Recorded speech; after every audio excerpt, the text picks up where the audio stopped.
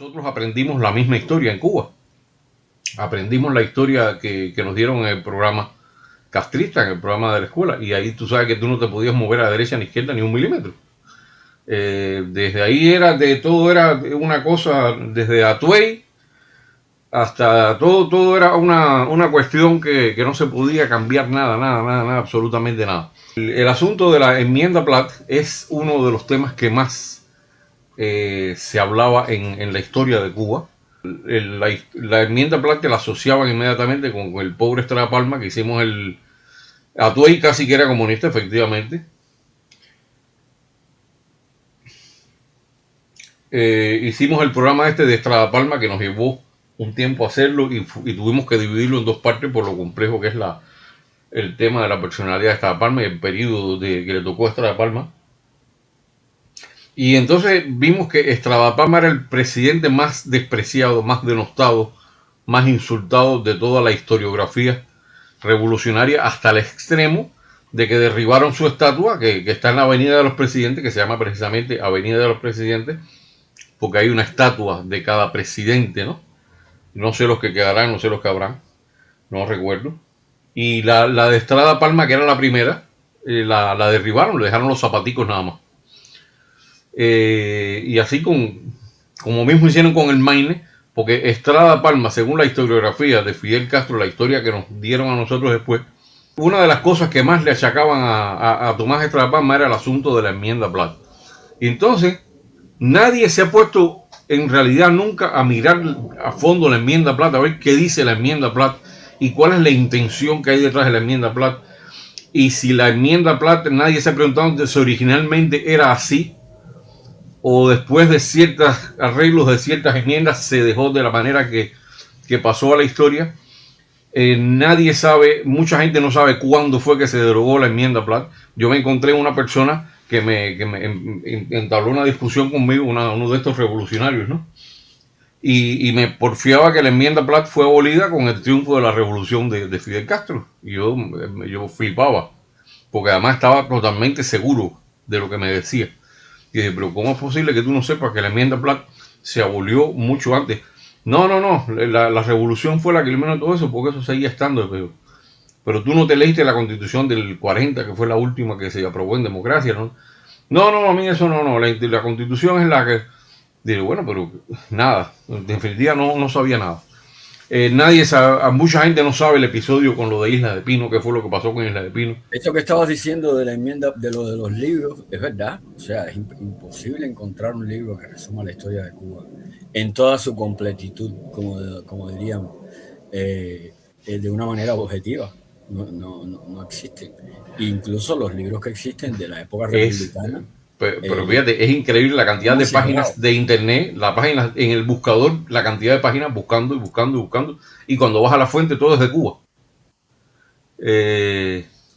¿No ves? Esta es la primera página de lo que es la enmienda Platt. Sí. Y esta es la segunda página con sus sellos y su cosa, con su cosa oficial y con todo eso. Entonces, bueno, cuando tú vas a la versión española, que está escrita en Cuba, obviamente, y donde habla horrores de la enmienda Platt y habla horrores de los americanos y todo, te das cuenta enseguida. Entonces tienes que ir a otras fuentes. Entonces yo me encontré una serie, porque yo como siempre busco caricaturas y busco cosas, me encontré una serie de cosas interesantes sobre el tema, ¿no? Y después me quedé con ganas de buscar pinturas y dibujos de esa época. Y hay uno que me ilustró muchísimo, que la gente dice, este tipo es poco patriota a lo mejor cuando lo vean, ¿no? Pero es que es muy interesante ver la opción y que ellos no estaban descabellados del todo. Yo te digo, los norteamericanos tienen millones de defectos, lo he dicho, pero en muchas cosas están muy abusados, sobre todo lo que es en política, son unos bichos. Esta era, por ejemplo, lo que había en Cuba, ¿no? De la política cómica y todo eso, ¿no? Esta es la política cómica. Sí, la política como es cubana, escribe, tiene que sacar de Lasca, todo es como yo. Entonces, enmienda Platt, ¿ves? Te pone a Liborio atado al poste y viene el yankee con el hierro a marcarlo, ¿no? Y dice tipo, el hierro de la casa, trademark. Y entonces, porque es la manera en que los políticos, sobre todo estos políticos que venían ¿De dónde venían los políticos del principio de la República? Venían de Manigua, eran gente que venían del campo de batalla y todos mambises tenían una visión, ligeros. exacto, tenían una visión muy personal, muy particular, que por eso diferían tanto con Estrada Palma, yo pienso. Y fíjate que hay, te voy a poner esta otra para que veas qué ilustrativa y qué tú piensas que hay detrás de esto, y vamos a leer lo que dice la enmienda. Y yo me sorprendí con algunas cosas porque aparte lo sabía y otras no, nunca me dio por ver completo. Mira la escena, ¿no ves cómo es? O sea, es el tío Sam, fíjate, y la patria de Cuba le está diciendo, sálvame de mis amigos. Sí, sí, sí, sí. O sea, Cuba le está diciendo, sálvame de mis amigos. Y allá ya están todos los politiqueros, todos los estos que fueron insurrectos, que fueron mambises, están allá atrás. Porque además está descrito en la historia, se ha dicho, que los políticos cubanos en esa época, sobre todo, eran muy intrigantes, eran gente muy difícil de dominar. Y los norteamericanos se las veían muy, muy mal con ellos. Se las veían durísimas con ellos. Y entonces vamos a ver la enmienda Platt, déjame irla buscando aquí. Lidiar con cubanos no es fácil, imagínate con políticos y con los políticos de esa época. Aquí está, déjame, la tengo aquí. Y entonces vamos a ver, tú te pones a mirar lo que dice la enmienda Platt como tal. Yo no voy a hacer un programa, no quiero hacer una cosa muy extensa de la enmienda Platt, pero es bueno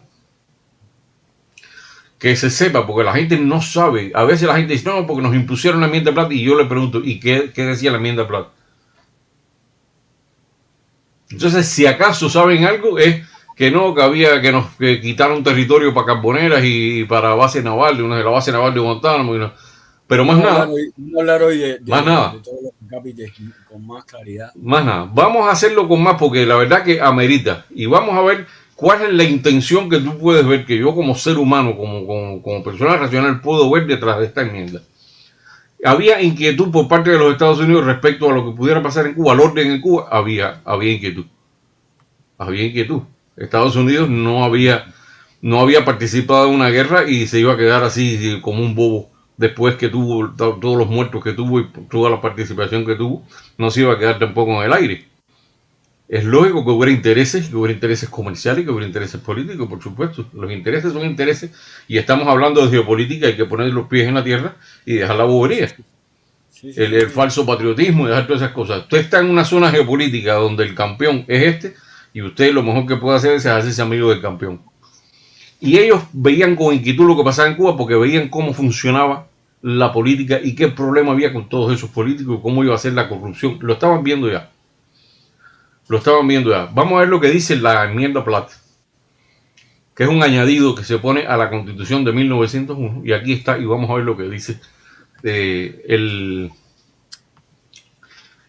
primer acápite. Dice que el gobierno de Cuba nunca celebrará, fíjense, ningún tratado u otro pacto con ninguna potencia o con potencias extranjeras que menoscaben o tiendan a menoscabar la independencia de Cuba. Fíjense qué interesante esto. Ni autorizará o permitirá de manera alguna que ninguna potencia o potencias extranjeras obtengan por colonización o con fines militares, navales o de otro tipo alojamiento o control sobre cualquier parte de dicha isla. Y la gente diría, bueno, pero ¿de qué están hablando esta gente? Si ellos están hablando de que no ceder por control ni nada de eso, y ellos pusieron la base naval. Pero la base naval de Guantánamo, y que incluía también la de Bahía Honda, y de todo este asunto de las carboneras, que eran un número creo que de 5, lo que estaba previsto en un principio, si la memoria no me falla. Al final vinieron a parar en la base naval de Guantánamo y así, y eso fue lo que quedó. No, y además, eso se lo debemos a Estrada Palma. Que no se le debe a Estrada Palma, que fue el negociador de este asunto. Que negociar muchísimo, pero eso es puro palique, porque ahí nosotros estábamos en manos de Estados Unidos. Si no negociábamos con palabras sentaditos en una mesa tranquilito, no íbamos a ganar nada. Y Estrada Palma consiguió que en vez de ser 3 bases fueran una sola. No, porque la gente tiende a pensar que fue la guapería de Fidel Castro la que resolvió cosas en la relación con Estados Unidos. Lo contrario, lo que hizo fue cagarla. Pero es interesante lo que dice, que el gobierno nunca celebrar ningún tratado o otro pacto con ninguna potencia que menoscabe o tienda a menoscabar la independencia de Cuba. Fíjate qué hincapié, qué cosa tan interesante. Pero fíjate, ellos... Pero fíjate, cuando... este artículo, y vamos a ir pues despacito, y cada vez que tú hables de uno, yo quiero hablar, este artículo en el colegio, y lo tengo clarito como si fuera hoy, es... nos los ponen como que este es un artículo que claramente restringía a Cuba las relaciones exteriores, sus relaciones exteriores como país. Hay que tener en cuenta que cuando Estados Unidos le propone o le enseña a la Junta Patriótica Cubana, o sea, a la Asamblea Nacional del Gobierno de Cuba en Armas, que existía, nosotros teníamos una asamblea con unos camerales en ese momento, que esos son los que eran un rollo de alambre, los que dices tú que no había manera que se pusieran de acuerdo. Pues esa gente tenían que valorar, o sea, no es que pudieran decidir sobre lo que había decidido Estados Unidos, pero Estados Unidos entregó ese pliego de enmiendas para que ellos las leyeran. Y cada vez que decían en cada uno de estos artículos, ellos ponían una pega. Y la pega de este artículo que acabas de leer era que restringía las relaciones exteriores de Cuba. O sea, como que Estados Unidos era el único arrogado a decir con quién Cuba podía tener relaciones exteriores. Claro. Sí. Esa es la parte del... Pero en la práctica, fíjate lo que dice el artículo. Que tratados que menoscaben tu independencia y la soberanía. Es lo que está en la práctica. O sea, se ve feo que venga alguien a decirte lo que tú tienes que hacer.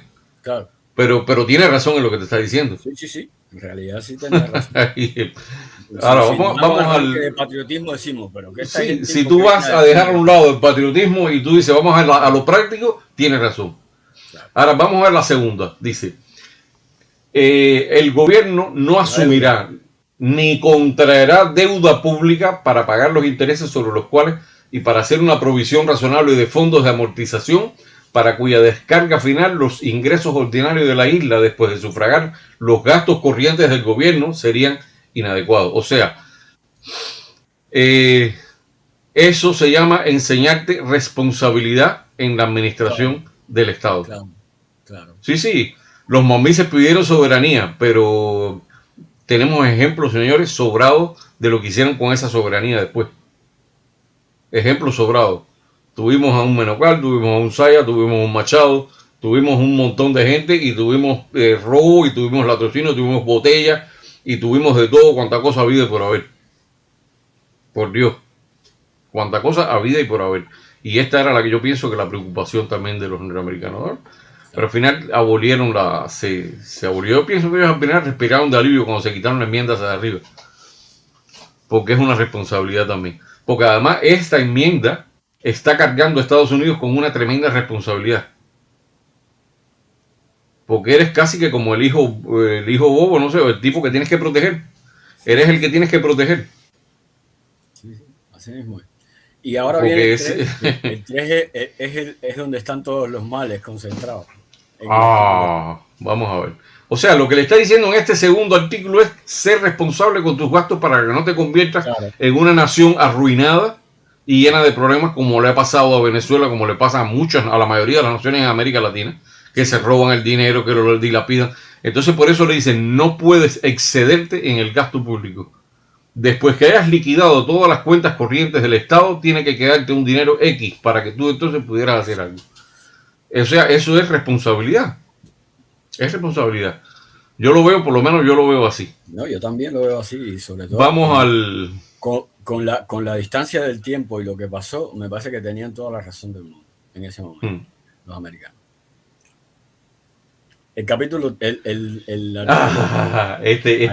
es el que está allá por los aires. Este ni lo traduje, lo dejé así mismo como estaba. Dice lo que dice es que el gobierno de Cuba consiente que el gobierno de los Estados Unidos puede ejercer el derecho de intervenir para la preservación de la independencia de Cuba. para el mantenimiento de un gobierno adecuado para la protección de la vida, la propiedad y la libertad individual, fíjense bien, y para la descarga de obligaciones con respecto a Cuba impuestas por el Tratado de París en los Estados Unidos. Fíjate, no es tampoco arbitraria, sino que viene claro que el Tratado de París. Exacto. Asumidas y cumplidas por el gobierno de Cuba. Y cumplidas por el gobierno de Cuba. Exacto. El gobierno de Cuba consienta que Estados Unidos puede ejercer el derecho a intervenir para la preservación de la independencia cubana. Y vuelve a hacer hincapié en lo mismo. Fíjense, la independencia cubana, el mantenimiento de un gobierno adecuado para la protección de la vida, la propiedad y la libertad individual, y para el cumplimiento de las obligaciones con respecto a Cuba, impuesto por el Tratado de París a los Estados Unidos, ahora asumido por el gobierno de Cuba. O sea, vamos a hablar de ese entonces. Es también uno de los más, porque es el que da el derecho a Estados Unidos a intervenir. Claro, este es el artículo que, digamos, que confiere a Estados Unidos su papel de papá, de que puede intervenir en el momento en que quiera.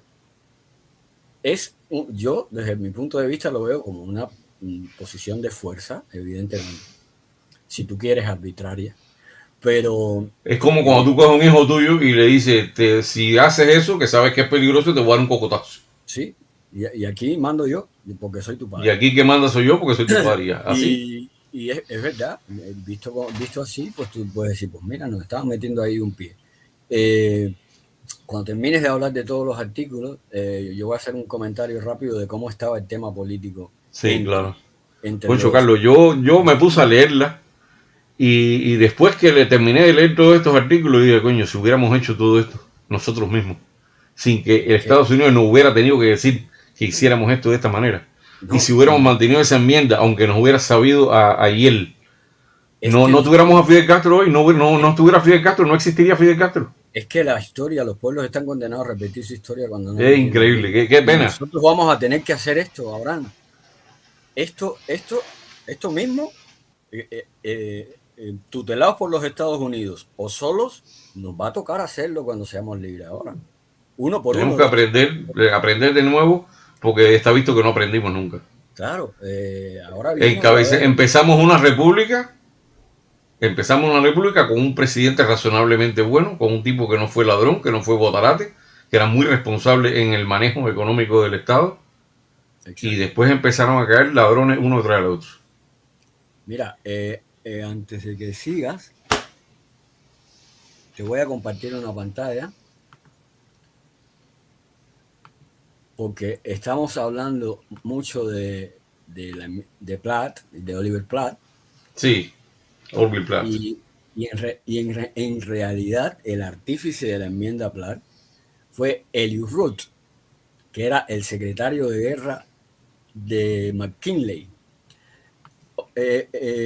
Platt fue un senador que tuvo la idea de incorporar a la Constitución de Cuba, y no incorporar a la Constitución de Cuba porque fue una enmienda que se le hizo a una ley norteamericana. Dio la idea de lo que podía ser la enmienda Platt. Se le puso Platt porque fue a él el que se le ocurrió esto de manera general. Pero el hombre que elaboró todos estos artículos que tú estás leyendo era Elihu Root, que era el secretario de guerra de McKinley y que después siguió como secretario de guerra con Roosevelt. Está bien decir esto porque la gente siempre habla de este hombre, o sea, de Oliver Platt, y nunca se acuerda de este hombre, que en realidad fue Elihu Root quien escribió todos y cada uno de los artículos de la enmienda Platt. Fíjate, oye, tú sabes una cosa que me viene a mí a la mente. ¿Cómo es posible que hayan sido siempre los militares, precisamente, la gente que tiene que ver con los militares, los que hayan estado más claros en cuanto a esto? Sí. No el Departamento de Estado ni nada de esto. ¿Y por qué? Porque en esta época, sobre todo, quienes más contactos tuvieron con la realidad cubana fueron los militares. Exacto. Fueron los y se repite la historia. La gente cuando no sabía qué hacer en Haití, los que sabían qué hacer en Haití eran los militares. Exacto. Dijeron, no, hay que repartir así, así, así, así. Y fueron ellos los que lo hicieron y al final salió del entuerto. Sí, sí. Eh, Fíjate que cuando McCook, que fue el primer gobernador civil que tuvimos, eh, Mira que puso dice Dios que si necesitamos otra enmienda, Plat. Yo no te diría que otra enmienda, Plat, pero te diría que tendríamos que seguir los pasos de lo que nos dice la enmienda Plat sin que nos tenga que imponer nadie. mira, O sea, que partiera de nosotros mismos. Porque eso yo que dice la enmienda Plat es, si te pones a mirarlo, fíjate, olvídate de que está Estados Unidos. Mira el papel nada más. No olvídate de quién lo escribió, quién lo hizo. Ajá, Cuando tú lees eso, eso es un valor incalculable. claro. Porque ahí Eso están cumpliría, dichos los pasos que tú tienes que seguir para que tu país sea un país eficiente, claro. tanto en la administración del Estado como en el manejo de tu soberanía, de tu territorio. Señores, hay que reconocerlo, lo que pasa es que nadie se la ha leído. Claro. Eso Y es lo que bueno, ocurre, que la gente no se la ha leído. por supuesto. Hay que decir una cosa, que nosotros es que no estamos aquí haciendo proselitismo por los Estados Unidos gratuitamente. Nosotros no somos tontos. Detrás de todos los gobiernos y detrás de todos los presidentes, como dije ayer en la otra directa de Carlito, Si la enmienda se abolió siempre en hay el 34, en el 34 siempre creo hay, que fue cuando Mendieta. sí, cuando Mendieta se acabó en el 34. Siempre hay intereses espurios, señores. Siempre hay interés. Siempre Siempre. detrás de cada presidente hay muchos intereses, muchas empresas. Eso pasó desde el principio de los tiempos y pasó hasta ayer, hasta las últimas Pero elecciones de la Estados ayuda de Unidos. los Estados Unidos, ¿fue Y, una ayuda y valiosa o no fue una ayuda valiosa? Es mi pregunta siempre, porque la gente, no, que esa gente no ayudaron en nada, se metieron en la guerra cuando estaba ganada ya la guerra, que sé cuándo. a ver, Fíjense, la ayuda de los Estados Unidos fue súper valiosa. súper valiosa. Súper valiosa. Cuba era un país que estaba destruido en todos los sentidos, o sea, socialmente, Y ahí está económicamente, en la enmienda, y ahí se recalca en la enmienda. o sea, tú fíjate que Estados Unidos en 3 años organizó un país de nuevo administrativamente, geopolíticamente, lo dividió en municipios, hizo un censo, hizo elecciones municipales para que todo el mundo pudiera escoger a un alcalde en su municipio. Entonces eso no existía con los españoles. Los cubanos votaron por primera vez con las primeras votaciones municipales que se hicieron, las pusieron los Estados Unidos para que los cubanos votaran por la gente que quería, que ahí empezaron a salir estos primeros políticos que después tuvimos como presidente, Nocal, el Tiburón, el otro, que estaban ahí todos, y además que también habían sido mambises. Estados Unidos nada más que se arrogó el derecho de la cosa militar, de tener un representante militar en cada provincia para vigilar, pero todas las instituciones cubanas, todas desde la primera hasta la última, Estados Unidos se preocupó por poner, Brooke el principio y después Leonard Wood, por poner a personas preparadas. Fíjense, estoy hablando de la universidad, del sistema de segunda enseñanza, de la sanidad. O sea, Estados Unidos puso en manos de Carlos J. Finlay todas las cosas que le permitieron. Y en Cuba se reían de él, le decían el rey de los mosquitos. Y Estados Unidos cogió Cuba en plena epidemia. Por eso yo digo que es muy parecido a lo que nos está pasando ahora. En plena epidemia. Y el alcantarillado, el alcantarillado. Sí, el alcantarillado, todo. Y luego, o sea, un país destruido. Ahí no había ni carreteras ni nada. O sea, alguien me dijo en la directa de Carlito, no, porque Cuba era la mejor colonia. No, Cuba estaba hecha una mierda. Ya venía hecha una mierda desde el año 88 de la guerra. Cuando empezó la guerra a los 10 años, Cuba se empezó a destruir, empezaron a quemar cañaverales, infraestructura, maquinarias y cosas. Y luego lo más importante es que todas las personas con dinero de Cuba se exiliaron. O sea, esas personas que en todos los países del mundo son las que ponen plata para que aumente, para que la industria avance, para que se desarrollen las distintas esferas de la vida, no estaban. Los cubanos millonarios se fueron para Estados Unidos o para otros países de Europa, para Europa o para América. Cuba era un país de pobres, acababa de pasar Weyler y había hecho aquella reconcentración y había acabado con la quinta y con los mangos. No sé si éramos 1,5 millones de personas. Me parece que éramos. Bueno, estaba escrito, no recuerdo quién fue el que lo escribió, dice que había una cantidad desproporcionada de viudas y huérfanos. Era Desproporcionada. terrible. Claro. Y ese fue el país que se cogió Estados Unidos. Mira, te voy a decir una cosa. El hombre que dirigió la guerra o sea, que lo pusieron al frente de la guerra en Estados Unidos para que se encargara de Santiago, que fue en Santiago de Cuba donde hubo los enfrentamientos más fuertes, el Caney famoso y todo aquello. Hay un episodio, una serie de episodios con Shafter que después vamos a... Bueno, pues Shafter era el hombre llamado a gobernar Cuba cuando se acabó la guerra. Ese era el candidato de McKinley, el hombre que se había metido la guerra hasta los tuétanos, el que había ganado todas las batallas, que tenía conocimiento de cómo eran los cubanos. Shafter hizo, incluso en algunas batallas contra España, Shafter tuvo el apoyo de los mambises, que después a nosotros nos han dicho en el colegio que los mambises ayudaron a los americanos a ganar la guerra porque en todas las batallas estuvieron, participaron en alguna contienda y poquito a poco. Y bueno, pues Shafter tenía ese bagaje. La gente ni siquiera sabe el número de muertos que pusieron los norteamericanos en la guerra hispano-cubano-americana. Claro, claro. Ni lo sabe. Bueno, y ahí estaban los negros del regimiento aquel de los negros americanos que de la guerra de secesión que pelearon en la guerra de Cuba. Que esa fue la historia de la es que era otra manera de hacer la guerra, la que tenían los norteamericanos. No, y tenían otras cosas también. Mira, ocurrió un incidente también que no fue único.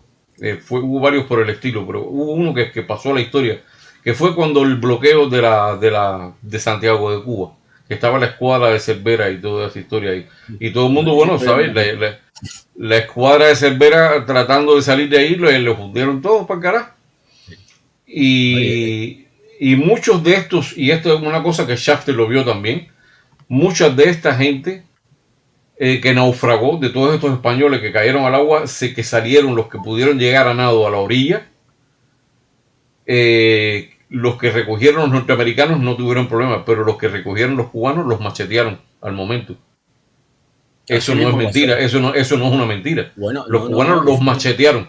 Sí, estando... El barco que hundieron los españoles enfrente de la bahía de Santiago para impedir que pasara la armada norteamericana, de ese barco lo hundieron con españoles dentro. O sea, porque tomaron la medida de ahora para ahora mismo y hubo españoles que estaban en el barco que no se enteraron de que el barco lo estaban hundiendo. Pero lo que te quería decir de Shafter, que tiene que ver con la pandemia, es que cuando McKinley le dice a Shafter, yo te propongo a ti para que tú seas el gobernador civil de Cuba, militar de Cuba, Shafter le dijo no. Y le recomiendo, presidente, que no se quede en esta isla. Porque Shafter tenía a medio batallón suyo de guerra enfermo de fiebre amarilla. Y el tipo cogió a todos sus hombres, se fue para Estados Unidos y se metió en una cuarentena de 40 días en un puerto, en un fuerte por ahí, por Indiana o no sé dónde. Y él le aconsejó a McKinley que no entrara en un país que estaba destruido y que además la fiebre amarilla se lo estaba comiendo por un pie. En aquel momento no estaba la esperanza de fin. Y más eso está el factor que te dije, que él vio eso, él se enteró también. Claro, y porque los barcos norteamericanos que recogieron a los españoles del agua, los subieron y todo, y les hicieron guardia de honor y todo. Sí. O sea, les respetaron su honra como militares y les respetaron la vida, todo. Y en la parte cubana los machetearon. Entonces fue una cosa que dio a entender a mucha gente dentro del círculo de Shafter de que en Cuba iba a pasar muchas cosas, que iban a empezar a matar a españoles, etcétera, etcétera, etcétera. Y esto fue una de las cosas que pasó con lo de la entrada de Calixto García. Hubo una serie de... Hay cosas que no pasaron a la historia, cosas que pasaron de una manera más deformada quizás, no sé. Pero sé que hubo con eso bastante... Bueno, aquí hay que contar también que, fíjate, antes de que se produjera esto en 1901, que estamos hablando de la enmienda Platt, pero antes de esto, cuando ya se había ganado la guerra, o sea, este periodo de finales del 98, todo el 99 y hasta 1900 y después 1901, estos 3-4 añitos, esta libertad que teníamos con la ocupación, ahí los cubanos ya estaban empezando a ver que tenían problemas nosotros mismos, sin que fuera culpa de los americanos, porque la licenciatura del ejército mambí generó una pobreza total en todas esas tropas. Ahí fue cuando ya empezaron. Tú imagínate que Máximo Gómez estaba en el centro de la isla. De ahí vino el préstamo también. que no había dinero para pagarle a esa gente. Claro, entonces ahí se fueron estas 5 personas que eran aquella comisión que se llevó Calixto García para Estados Unidos para hablar con McKinley, para decirle, mira, necesitamos $30 millones para licenciar a los Mambiche, que ahí hubo una bronca, porque Calixto García no era el criterio de pedir mucho dinero y los otros 4 de la comisión decían que había que pedir más, y él decía que mientras más dinero se pidiera, más tiempo nos íbamos a demorar en manos de los Estados Unidos.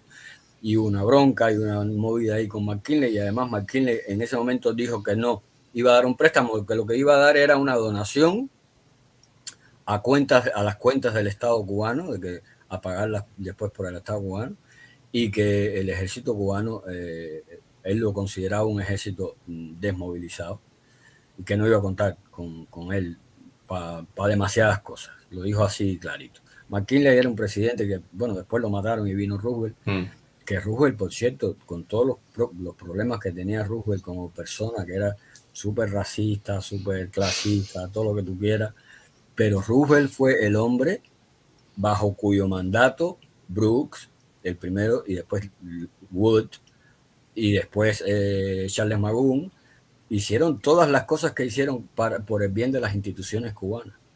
Todo lo que hicieron, cómo lo prepararon, porque además todas nuestras instituciones estaban hechas a imagen y semejanza de las instituciones norteamericanas. Mira esta pregunta, ¿no? Al futuro de la República de Cuba, yo diría que ninguno, al contrario. No, yo creo que fueron los cubanos los que le hicieron mucho daño a su propio futuro, en ese sentido.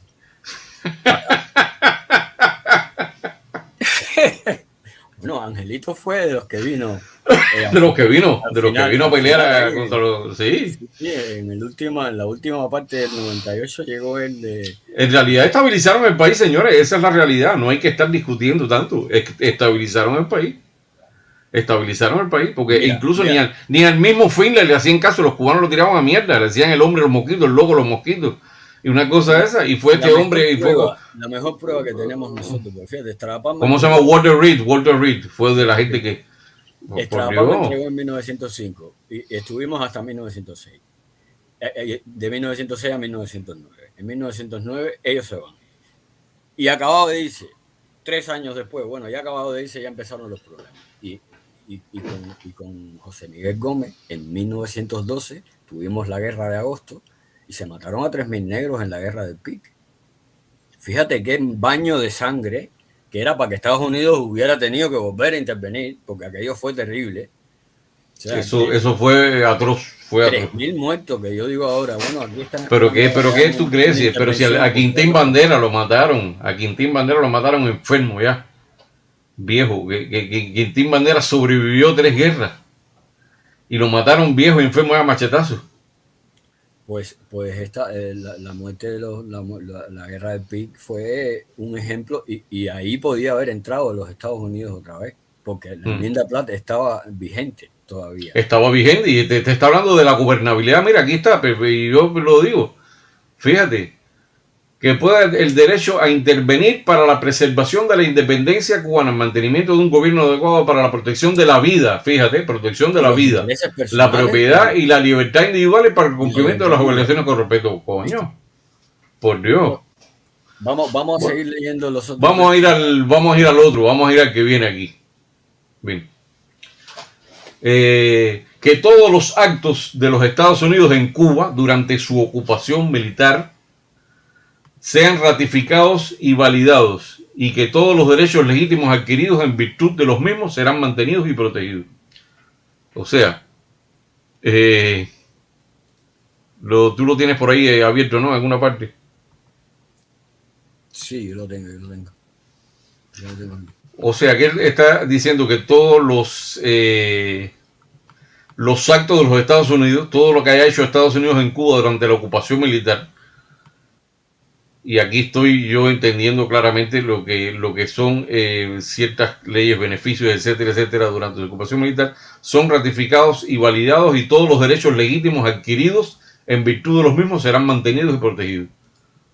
O sea, que sean mantenidos en la ley cubana los derechos adquiridos durante la ocupación militar. Exacto. Eso es lo que Y de este tipo de artículos no se nos habla jamás. no, porque no interesa. No se habla jamás. Jamás se habla de eso. Ahora vienen los de Isla de Pino. Bueno, ya este sí es la... Pero bueno, eso se resolvió después de una manera increíblemente... vamos a decirlo, pero bueno, ese sí es lesivo, totalmente lesivo a la soberanía. Pero bueno, vamos a...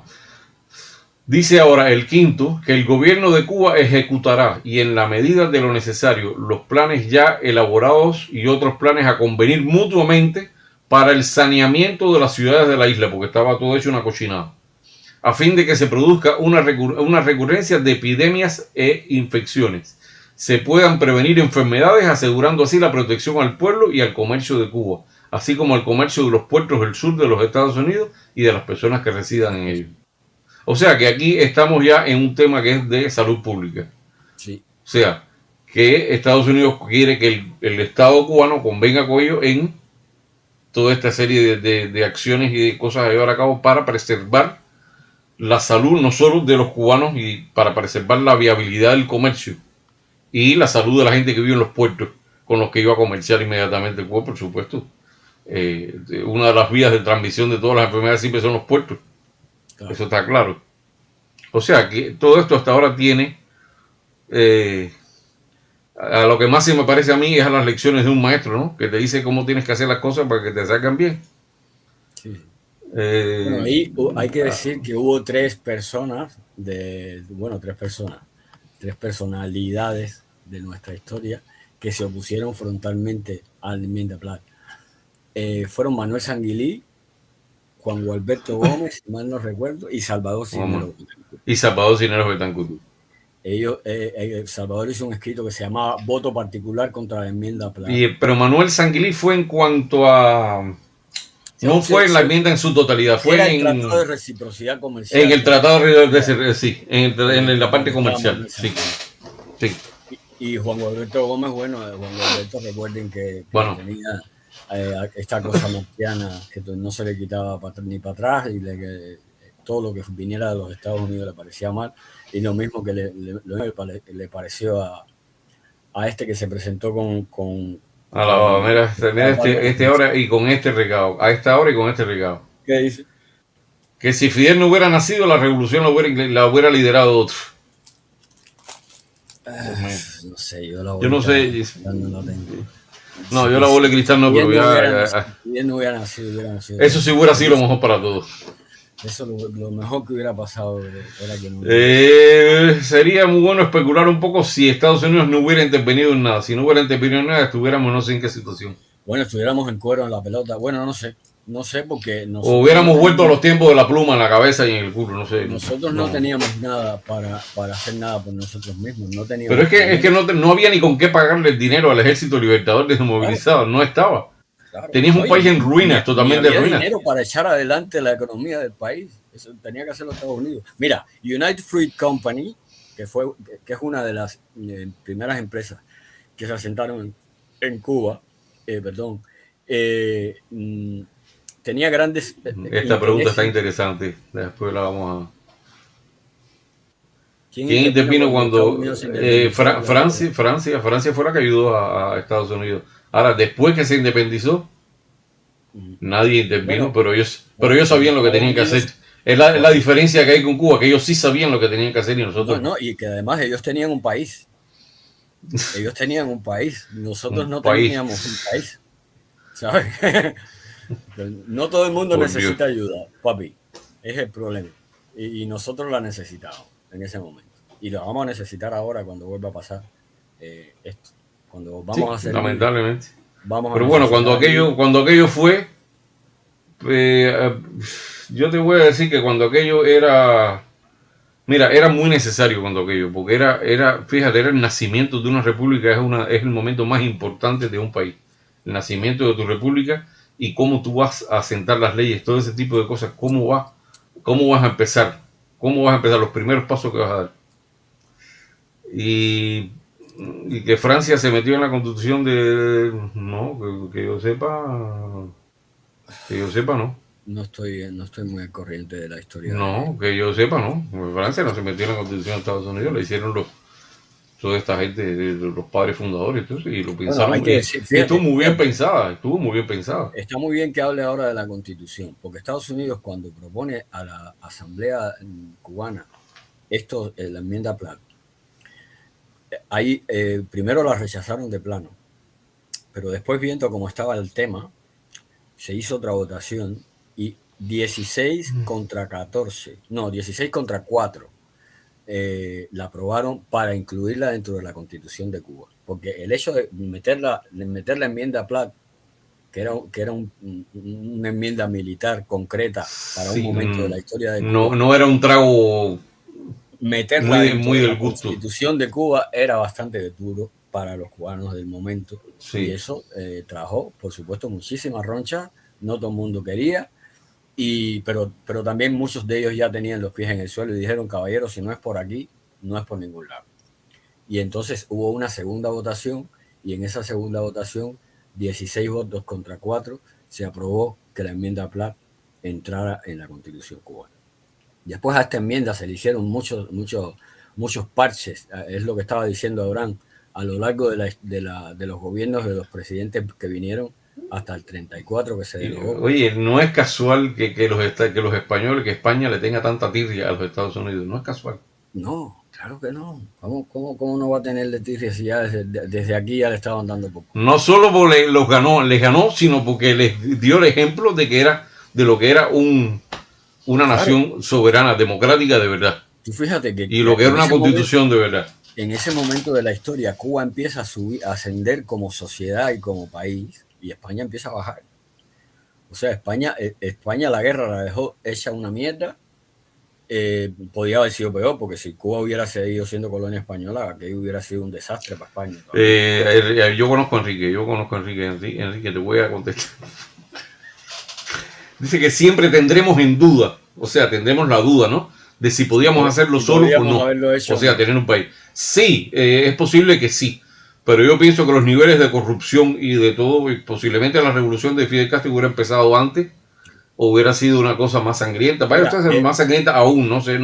Imagínate, quita a los americanos Es que mira, la prosperidad, fíjate, la prosperidad y muchas cosas que cambiaron vinieron de los Estados Unidos. Hay cosas, las instituciones como se formaron. No, estaba diciendo de la United Fruit Company, por ejemplo, sí, que era una empresa de la que Roosevelt tenía incluso intereses personales, y por eso fue que se metió ahí. Todo eso es verdad.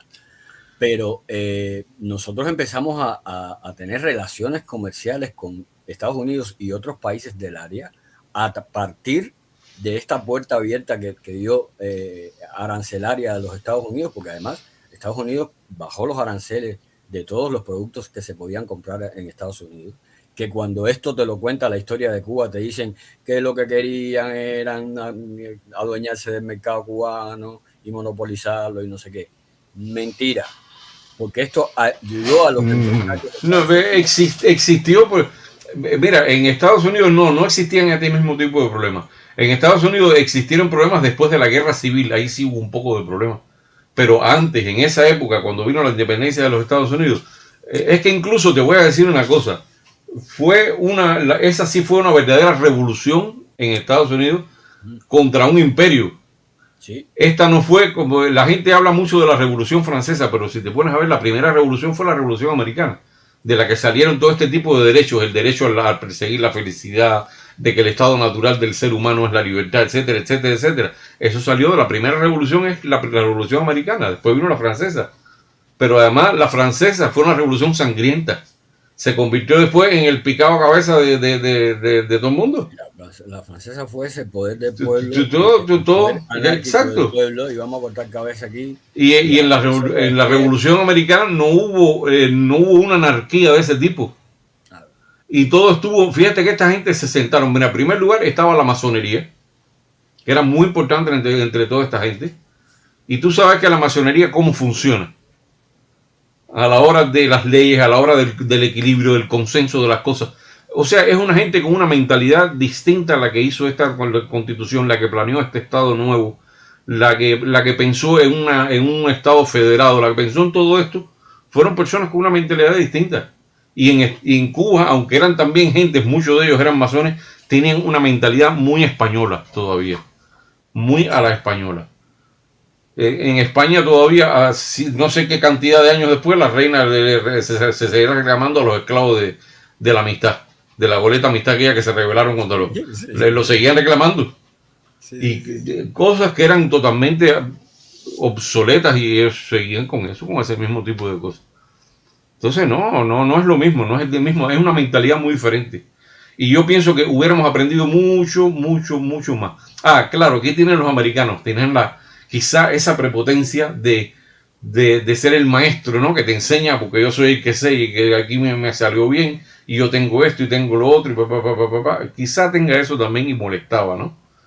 Pero si te pones a ver lo que hay ahí implícito, ahí no hay nada denigrante que te diga, sí, lo que hay pesado, que si eres un patriota de este tipo de patria de pan con croqueta, tú vas a decir, este me está veniendo a imponer. No, mira lo que te está diciendo. Es cuando tú viene un viejo y te dice, mira, para que en la vida tengas un éxito, una persona que sabe más que tú, que tiene experiencia, y tú le dices, mira, viejo mierda, te van a ir a mí a decirme lo que tengo que hacer. Es el mismo tipo de actitud hacer eso. Entonces, tienes que ver lo que está ahí implícito, ¿te das cuenta? Hay intereses, por supuesto, detrás de ese lenguaje diplomático hay intereses, hay 20 millones de cosas, pero la esencia es una buena cosa. Yo lo veo así. Cuando te pones a estudiarlo de verdad y a leerlo bien, por Dios. Sí. Vamos a seguir ya sí, vamos, no. Sí, termina con los... Es que mira, yo lo he leído y trato de encontrarle las cosas negativas. La única cosa que le encuentro negativa es que tenga que decirme otro lo que tengo que hacer. Porque eso jode.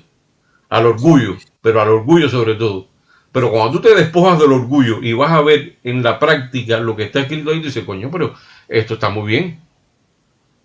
Que tú no tengas que en sí mismo, lo único reprochable que se le puede echar en cara a los Estados Unidos, y yo creo que era perfectamente normal que lo pensara, era que Estados Unidos tenía una profunda desconfianza en los cubanos para poder echar adelante el proyecto de una república nueva. Oye, pero es que tenía cierta lógica la desconfianza después de lo que vieron. Tenía mucha lógica con lo que vino después, lo vimos. Exactamente. Oye, Martí de puro milagro pudo reunir a toda la gente en un solo partido. De puro milagro. Sí. Bueno, y dio la vida. Y a Martí le costó la vida hacer eso. Llegar a eso, le costó la vida. Lo mató. Eso lo mató. Y fíjate que además que fue en el momento de la guerra y solo para la guerra, porque en cuanto acabó la guerra, volvieron a separarse las facciones. Ya esta asamblea de la que estamos hablando, que sesionaba en lo que hoy es el Teatro Martí, que era el Teatro Irueja, sesionaba en ese teatro y ahí habían como 18 facciones políticas distintas, señores. Algunas españolistas. Había gente que todavía tenía nostalgia de España y ahí estaban y habían sido... Mira lo que me pone Osmin, que en los años 30 llegaron 2 millones de españoles anarquistas a Cuba. Bueno, yo no sé si fueron 2 millones, pero sí venían anarquistas. No sé si fueron tantos, pero sí sé que fueron muchísimos. Eso fue como tú me dirás a mí de los anarquistas, pero cuéntame de los españoles, ahora que está Miguel ahí, cuéntame de los españoles que llegaron de la República Española vencida por Franco, que se metieron en Cuba, que eran agentes del KGB. Cuéntame de esa gente, ¿qué fue el daño que hicieron en Cuba?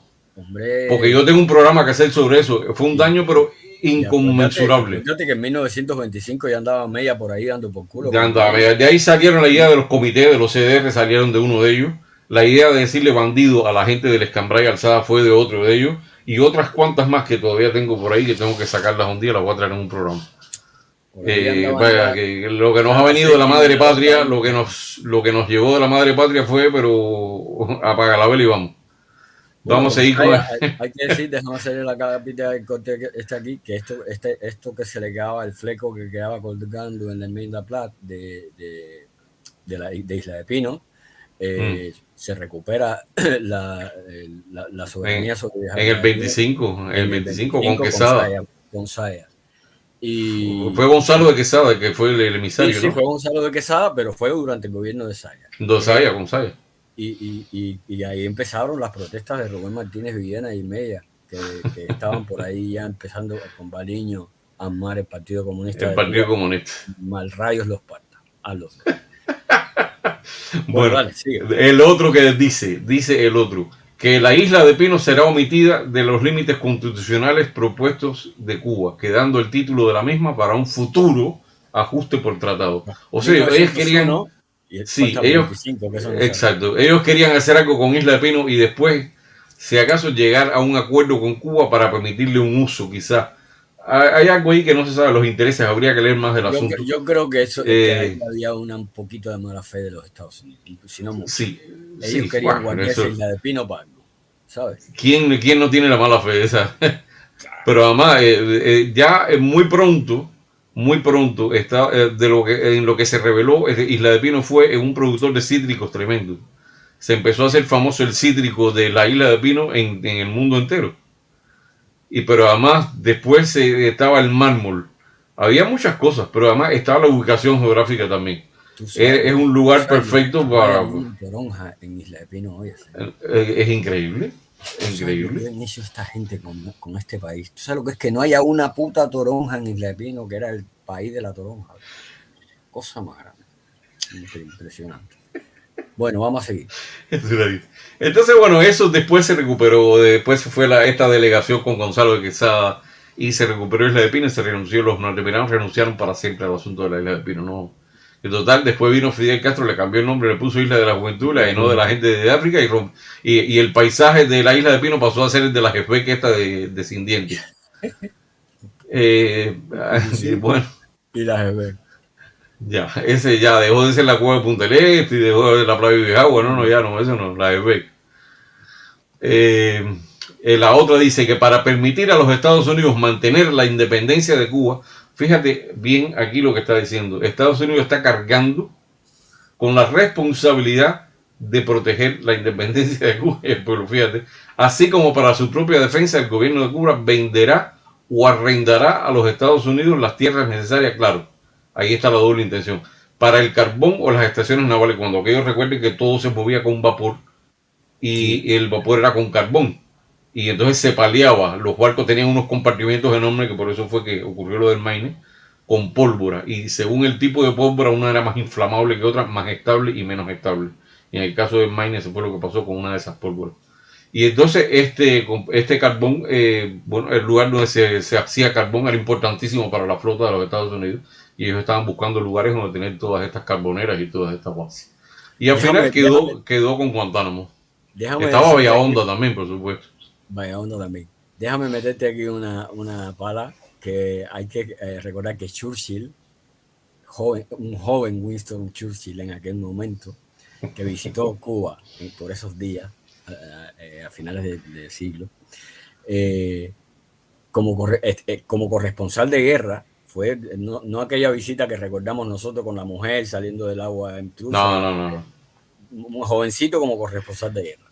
Y dijo Churchill, un gobierno cubano sería peor, igualmente corrupto, más caprichoso y mucho menos estable.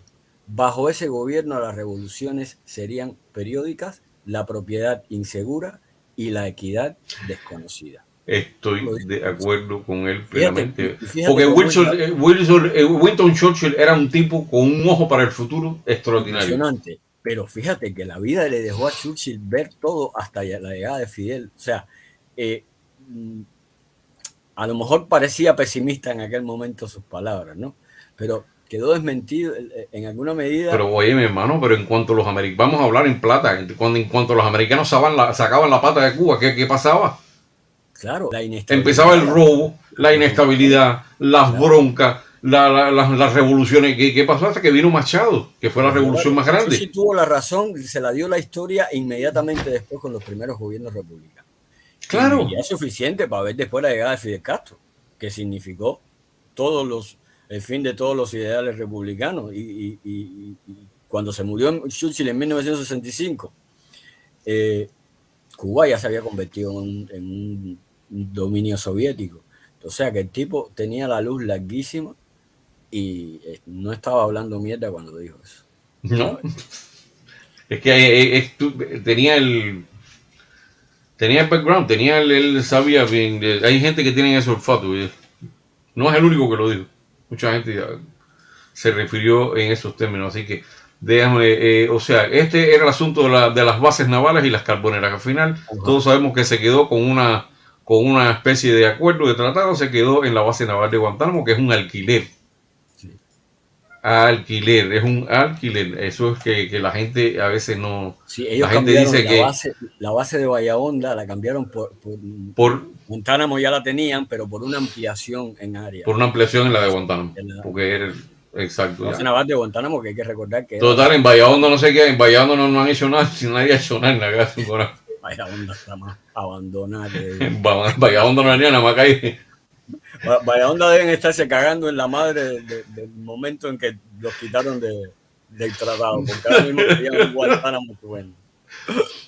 Oye, bueno, pues nada, ese era el... Y lo último que dice que ella es para la ratificación, dice que a modo de mayor seguridad, el gobierno de Cuba incorporará las disposiciones anteriores en un tratado permanente con los Estados Unidos. O sea, con un tratado. Y al final, bueno, pues ya sabemos cuál fue la historia, se quedó Guantánamo. Y eso es lo que dice, señores, la enmienda Platt. Les recomiendo que la busquen, que se la lean. Porque vale la pena y analizar lo que está escrito.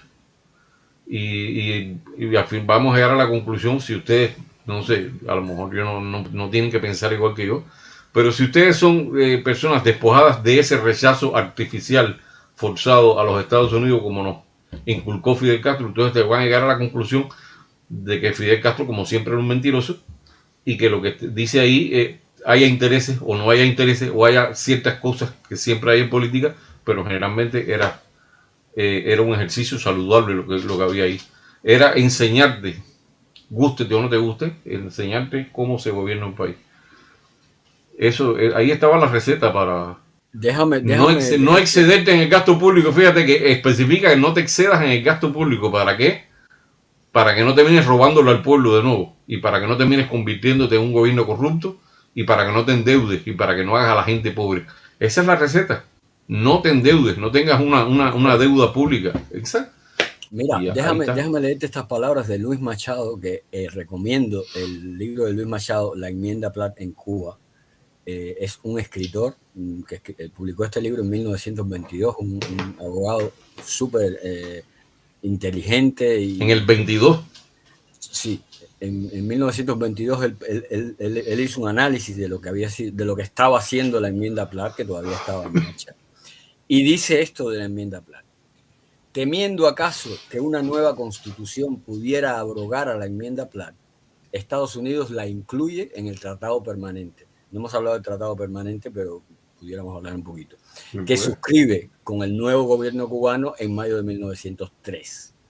A partir de este instante es indiferente la existencia o no del apéndice constitucional. Ambas naciones quedan obligadas con los términos de un tratado del que son signatarias. Este matiz, que es esencial para entender la relación bilateral, es ignorado o desconocido por muchos de los comentaristas de lo cubano y distorsionado en la práctica por ambas partes contrayentes, como bien lo explico en mi libro Tal, otro libro que él tiene. En modo alguno este tratado, y escuchen esto, que recogía en su totalidad la enmienda Platt, conculca la soberanía de Cuba ni le impone una supervisión onerosa. Cuba podía suscribir libremente toda suerte de acuerdos con cualquier estado, otro estado soberano, sin que mediara ninguna interferencia de Estados Unidos. Asimismo, la intervención no era una amenaza constante que paralizara el curso de las relaciones. De hecho, no lo fue. Económicas, claro. Como bien apunta Machado, Estados Unidos se reservaba el derecho de intervenir solo en 3 circunstancias: para conservar la independencia de Cuba, en caso de que se viera amenazada por una potencia extranjera; para mantener un gobierno adecuado a la protección de la vida, la propiedad y la libertad individual; y para cumplir las obligaciones asumidas en el Tratado de Paz en España el 10 de noviembre de 1989. Dice, no faltaron funcionarios norteamericanos que, ignorantes de la letra y el espíritu de este contrato, amenazaran a los cubanos con intervenir a la menor provocación y que igual hicieran gobiernos y oposiciones en Cuba, amedrentándose mutuamente con un expediente que era de muy estricta aplicación, que en la práctica no tenía otro propósito que garantizar la estabilidad y el buen funcionamiento de nuestra república. De suerte que la enmienda Platt, tal como se consigna en el Tratado Permanente, no es otra cosa que un muro de contención casi teórico que el gobierno de Estados Unidos le impone a Cuba para que obre en conformidad con su propia Constitución. Y es un seguro contra las dictaduras. Era un seguro contra las dictaduras. Así mismo. Así mismo. Pues vamos. ¿Y quiénes fueron los primeros, los que más berreaban en contra de la enmienda Platt? Los comunistas. Por supuesto. Eran los que más berreaban en contra de la enmienda Platt. Entre otros, por supuesto, claro. Pero es mucha politiquería, había mucha politiquería. En definitiva, eso... Ese era el tema principal que traje yo hoy, que era el asunto de la enmienda Platt, que yo le recomiendo a la gente que se lo lea, que mire bien. Hay mucha literatura y ahí sí. Sí Se lo pueden encontrar por ahí, por internet. Sí, él solo como enmienda Platt se puede encontrar más cosas porque hay escritos de los Estados Unidos también, que nada más que o leerse en inglés o traducir. Pero yo pienso que al final Estados Unidos, porque fíjate, esto es un tratado, esto se convierte en un tratado. Y un tratado es una cosa en la que están obligadas dos partes. O sea, Estados Unidos está obligado a defender a Cuba en caso de que tenga un problema de que lo agredan, de que lo invadan o que le traten de privar de un pedazo de su territorio. Estados Unidos tenía que meterse. Sí. Era el tipo grande, el barrio, el chiquitico, y el grande era el que venía y quita de tuyo. Si ustedes quieren una descripción de lo que fue la enmienda Platt, y además está en internet en español perfectamente descrita, hay una carta que le envía Eliot Root, este señor que les enseñé ahora, que él fue el redactor de la enmienda, a Leonard Wood. Es una carta del 29 de marzo de 1901. Es una carta que explica al detalle qué cosa es la enmienda Platt y para qué se impuso en Cuba la enmienda Platt. Y es una carta que está mandando un norteamericano al otro. Aquí no hay interés ninguno de marear la perdiz. Para que no hay propaganda ni nada de eso. Claro. Busquen esa carta y se van a asombrar de varias cosas que son muy interesantes.